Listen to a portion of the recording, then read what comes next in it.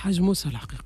حاج موسى لانه لعب البارح هو الشامبيونز ليغ لعب عمناول وسنه اي معناها لا شوف لعب البارح ما كانش اساسي افريكان فوالا مش كيما كومبيتيسيون افريكان كيما معناها لي كومبيتيسيون اخرى مع فريقه صعب المهم الشامبيونز ليغ تاع اوروبا لا ما فهمتنيش شوف فما انت والامبيونس زاد فهمت فوالا صعب المهم لحظه يا دكتور بجاه ربي كي نقول دقيقه لحظه خاطر نعرفك باش تعطي السؤال مش صعبها على محرز اكيد هو محرز شو محرز راهو هذه هي معناها كوب دي موند وكاو فهمتني معناها ذي روليف وقت اللي انت معناتها بيتكوفيتش اللي يكون يخرج محرز دقيقه 80 تو ينجم يخرج دقيقه 60 ولا مثلا اي ديجا عملها شوف معناها الحاجه البين وفما روليف ذيك الحاجه البين لانه محرز قالها راهو هذه اخر كوب دافريك واخر كوب دي موند معناها الى ديكلاغي هذا فهمتني. فاجأك في المنحى الايجابي ابراهيم مازا لاعب المنتخب الجزائري الاكتشاف الملاعبي هذايا رغم صغر سنه 20 سنه ولا بياس ميتريس في المنتخب الجزائري وان ليدر اوفونسيف في ميليو التران ويلفيتو تقريبا يسجل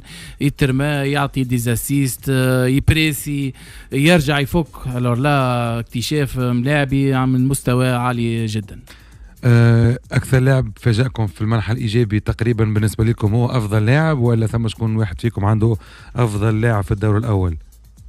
لا افضل لاعب في الدوري هو لعب بانتظام مازال ما لعبش بانتظام عطاوه جوست فهمتي ديبو دو ماتش خل ماتش ثاني يلعب الاول والثاني والثالث لعبهم وبعد تخلف ماتش الاول دخل هي ما خد شوف يا دكتور لا بليبار سيرتو المنتخبات اللي ترشحت لعبوا زي كيف في الماتش الثالث فماش لعب فما برشا يا اخي ديالو لعب ما لعبش امات ديالو واضح ابراهيم دياز إلي اكسلون الحقيقه حتى واحد فيكم ما قال الكعبي السيزوات والدنيا مقلوبه انا قعدت ما بين الكعبي وابراهيم دياز شوف السيزوات نشوفهم شكون نهار راهو معنا في الاخير في تور الاول في 3 ماتشات مركز بونتو هكاك استنى من قبيله خليني نجي ابراهيم دياز والكعبي فهمت. انا بالنسبه لي الكعبي ما لعبش برشا وقت وهداف الى حد الان دخل تيتولير ثاني وثالث شو كان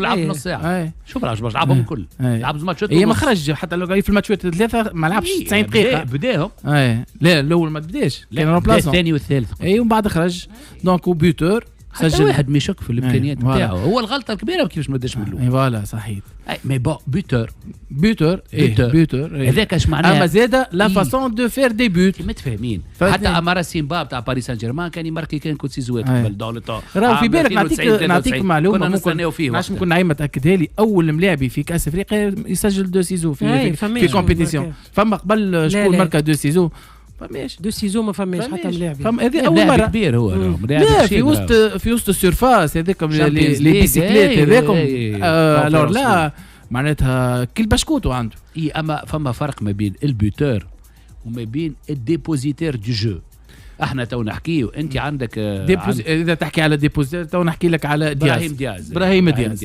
ديالو الحقيقه حتى ديالو عليه معناها لو جو نتاع المغرب واقف على دياز on va dire 80% على دياز فما أناحي أناحي يعني en deuxième lieu mais إبراهيم دياز هو لا تيت دافيش وكيما الكوت ديفوار كيسي اون روتري شويه الر ما جاش شو اسمه عامل مشكله بيبي زاها هاكو في اخر فما الاخر مش خايف اما ديالو فما ديوموندي زاد ملاعبي زاد على كل ديالو خير ديالو يلي بيرفورمون ويماركي الاهداف الاولى الهدف اما راهو ابراهيم دياز راهو حتى ضد مالي يلي تي لو ميور وخرجوا دايوغ وهما قالوا له معناها الكريتيك الكل صارت على كيفاش خرج ابراهيم دياز وناحي لانه خلى امرابط اللي هو معناها ماهوش في حالاته احسن حالاته وناحي دايوغ راه وريت وانت وجهه كيفاش وقت اللي جاب شي خرجوا معناها قعد بيه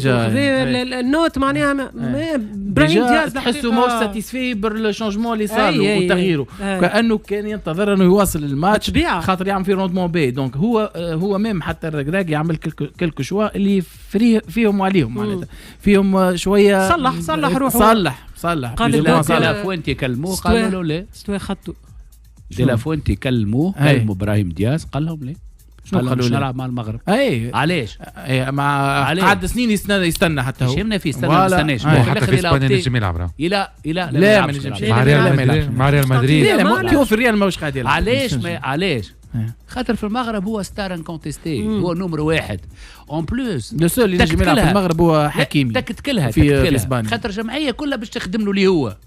الوركا في اسبانيا يتعدى واحد ما بين الجماعه. هاي لا في اسبانيا مع الميرينو والزوبيمندي في اسبانيا مع مريتو هو موجود مع جماعه الوسط الكل البينو وقاعد يستنى برشا راهو ما عيطولوش، قاعد يستنى برشا هو راهو في الاخر اختار المنتخب المغربي صحيح، قاعد يستنى 3 سنين ما عيطولوش.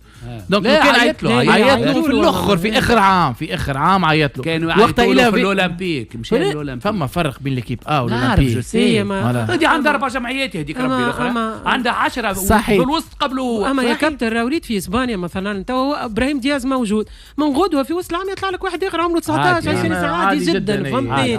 هذاك ما ينجمش يلقى بلاصه يقول لك انا في المغرب ويجيبوه ونمشي كوب دي موند. لا واللي تحكي لك عليه يجيبوه من بيلبا، يجيبوه من سوسيداد، يجيبوه من اوساسونا عادي على الاخر. لا سول ايكيب في العالم، ايكيب معناها ايكيب اون فادير منتخب اللي ما تعملش 80 و 90% على لي دو زيكيب فار كيما هو يارزابال يلعب في يارزابال. لا لو كان دياز لو كانت جنسيته ايطاليه راهو يمشي لايطاليا خاطر يلعب فاسيلمون في ايطاليا. شكون؟ ابراهيم دياز يلعب، هو عنده اسبانيه ومغربيه يلعب 10 يلعب. لو كان عود جات اسبانيه ايطاليه راهو كان ينجم يمشي لايطاليا. هذا بالنسبه لافضل المنتخبات افضل النوادي الحاجات اللي فاجئوكم. باش نمشيو توا للتشكيلة المثالية حسب رأيكم بالنسبة للاتحاد الافريقي لكرة القدم. الى حد الان مازال ما هبطش التشكيلة المثالية ل3 جولات، ولكن حسب مواقع الاحصائيات وحسب السبورت بيز دونك خدينا من عندهم سبورت بيز ليماج تنجموا تشوفوها. دونك يعطيك 3 شوا في كل بوست. دونك باش نحاولوا مع بعضنا، تعطيني ذاك ستيل ونيس، باش نحاولوا مع بعضنا نختاروا التشكيلة المثالية كل حد، والتشكيلة المثالية اللي تفوت في الدور الأول. حراسة المرمى موجود بونو، مندي، وكذلك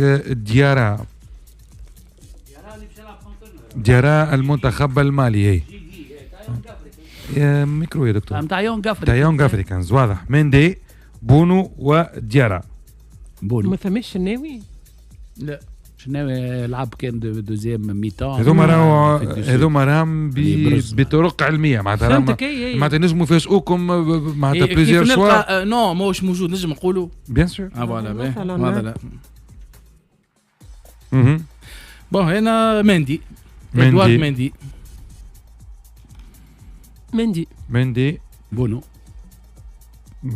بونو. هذا بالنسبة لكم الثلاثة. دونك مندي لأنه 2 ضد 1. على اليمين ثم المزراوي، ثم دياتا، وثم أورو. هذه مش الكاميروني. لا تنقول لك أورو. فينيسيوي. شكون تختار واي؟ مزراوي. دياتا. مزراوي نختار مزراوي به خاطر عندي اسم اخر اللي هو دوي اما مش موجود. على اليسار اختيارات السبورت بيز يلعب في ستراسبورغ. علي العابدي، موديابا وروش. موديابا ومنتخب جنوب افريقيا، وروش منتخب البنين على ما اظنه. اما مازواكو ممتاز برشا تاع الرديسي، يعني نختار علي العابدي ولو انه لازم يحسن خطه شويه. باهي شكون اخترت؟ علي العابدي. انا اخترت كومن، ماهوش موجود في القائمه هذه. كونان فوالا كونان كيلعب في النصر فوالا. دونك التمريره والليفور اللي عملوا في البونتولو الكونتر الكاميروني ودرس نتاع ظهير ايسر ممتاز جدا. كونان. علي العابدي. دونك العابدي هو الظهير الايسر. لاكسيال اللي على اليسار مش على اليمين، على اليسار اللي بجنب لريرغوش. اجرد، بوكازي جنوب افريقيا، والطالبي. هذوما 3 شكون تختاروا منهم؟ بوكازي نختار، ممتاز جدا. سنترال جوش، ساق يسار ونظيفه برشا، وبروشينمون معناها لان دي ميور ديفونسور في افريقيا. مش باش يقعد في افريقيا، باش يخرج. هذا اللي قال عليه اوغو بروس، قال عليه ديما يجي روتار لونترينمون واتهموه وقتها بالعنصريه خاطر قال جمله هو في اطار معناها الغش وتفادليك، قال باش يدخل لي فهمتني معناها ببشره نتاعو باش يخرجوا ببشره اخرى تلما معناها باش نتغش عليه وباش مش نضربه باش نصيح عليه اتهموه بالعنصريه وقتها يوغو بروس، قال لا راني نحكي على جواري معناها نحكي لاني متغش عليه فهمت. ما انت اخترت بوكازي نايف اجرد. انا نختار ملاعبي موش في القائمه هذه، اما بن سبعيني والا باسي نتاع المنتخب النيجيري، دونك نختار بن سبعيني. اعطيني واحد من ثلاثه هذوما خاطر باش نختاروا هذوما بطرق علميه. اجرد انا جاي قلت لك راه باش يعذبك. لا خاطر الاسماء ماهيش اقنعتني بدرجه كبيره بالستاتيستيك. لا الستاتيستيك مش كل شيء. بعد كل حتى يعطي تشكيلته اللي يحب عليها، هو يحب حتى 11 هذم ينحيهم يجيب.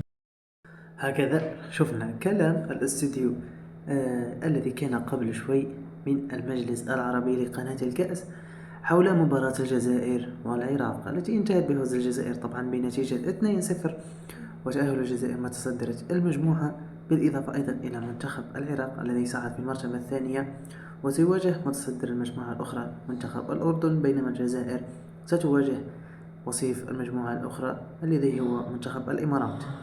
منتخب الجزائر دخل المباراة بقوة، استغل طرد لاعب من العراق، وهذا الذي لاحظناه في بداية المباراة أنه لاعبي العراق دخلوا مباراة بشراسة، تدخلات قوية جدا على اللاعبين.